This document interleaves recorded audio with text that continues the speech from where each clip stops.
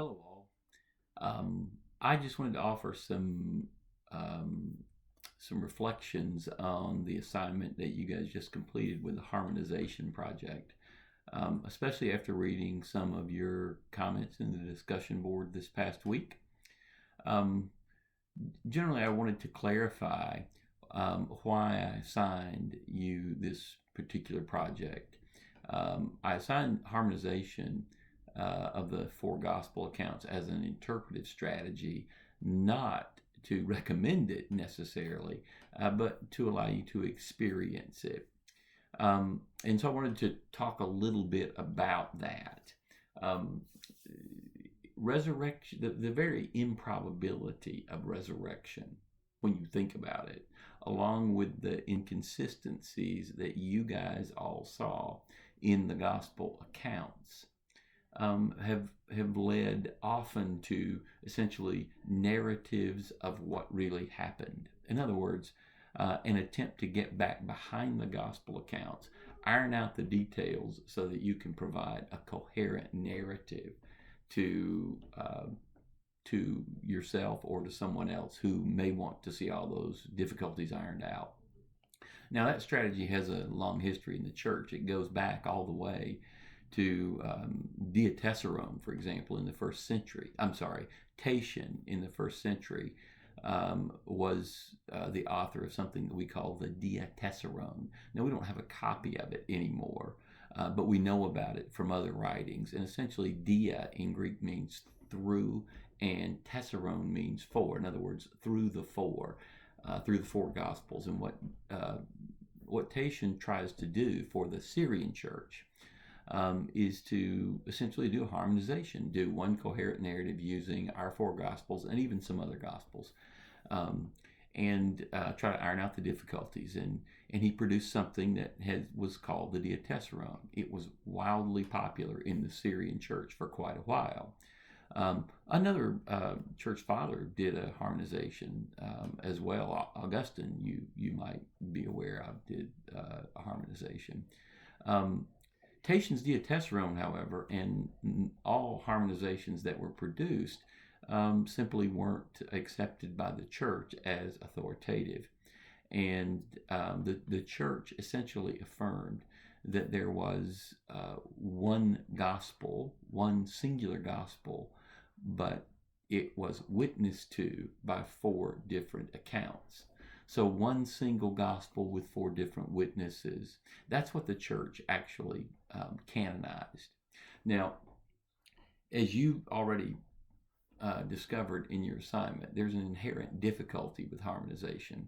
And that inherent difficulty simply is it is virtually impossible to iron out all of these difficulties and account for them all, these inconsistencies, and account for them all. You almost always have to engage in something that's just very unpersuasive, a lot of exegetical gymnastics to try to build your narrative.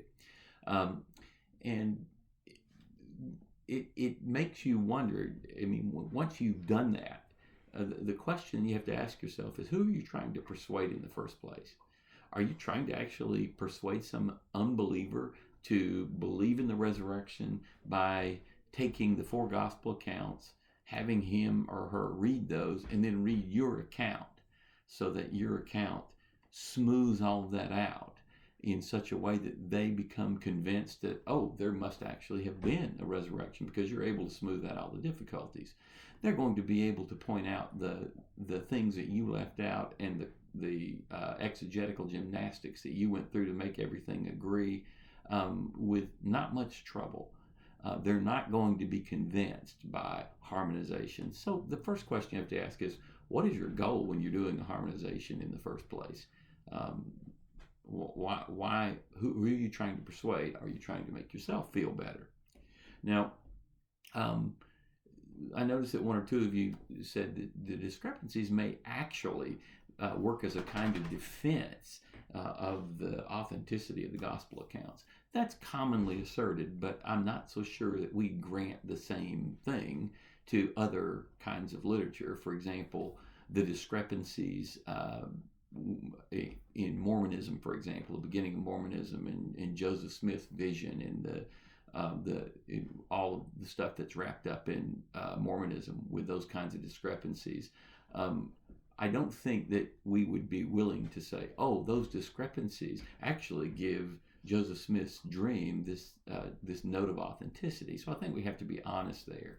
Now, it is true enough, though, to say that there are enough commonalities in the account, and the commonalities are pretty striking, that in fact women did in fact go to a tomb on the first day of the week, and the tomb they found empty. There were some sort of heavenly messenger that they encountered, and at least in 3 of the Gospels, there's an announcement that he's been raised. And then there is the appearance tradition where Jesus then appeared to some, particularly even women, and the fact that he did appear to women, and women are the one that found the empty tomb. That might argue more for their authenticity as well, or at least the authenticity of these traditions, since the testimony of women was greatly devalued, and one would have to ask why anybody would make up a story like this and have the women be the first ones to whom these stories. Let me say that again. Why would anyone make up a story and have women essentially as the heroes who discover the empty tomb, and as the first ones to whom Jesus appeared, at least in, for example, the Gospel of Matthew? So there is some value there. However, more importantly, the most important thing, and several of you pointed this out already, the Gospels, the 4 Gospels as we have them, were all written as communicative events, a singular communicative event in which they attempt to not snap a picture of the historical Jesus, a photograph, but rather to paint a portrait of who Jesus is and who Jesus was. They don't agree in lots of details, and the portraits are not all exactly the same. I would argue that they're complementary, but each one of them brings out a certain aspect or aspects of Jesus and the importance of Jesus's life and what Jesus was doing. And so when we try to mash up the details and just try to import something from Matthew over into Luke's portrait, or John's portrait over to Mark's portrait, what we actually do is we wind up not being able to see what the writers were attempting to communicate about Jesus. We obscure their portrait because we're afraid that since they don't agree at the level of all the details, that the portraits themselves can't be true to who Jesus was. And that simply isn't the case. So that's probably the biggest problem with harmonization. We obscure what the writers were trying to actually tell us about Jesus. Finally, one has to ask the question ask this question. Let's say that you were able to come up with a perfect, almost perfect, I don't think it's possible, but a coherent narrative that made sense of all these details, where you could then convince yourself, well, this must be what really happened back there.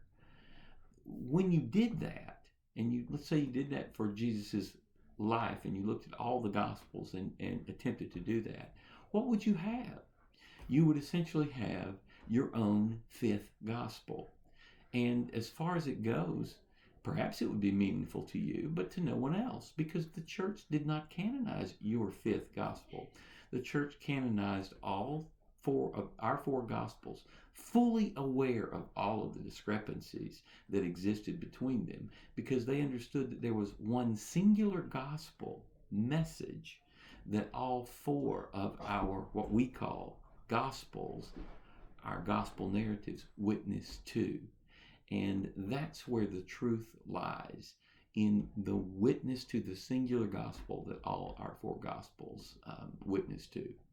So I hope the exercise was helpful for you, and I hope this short video is helpful in clarifying some of that.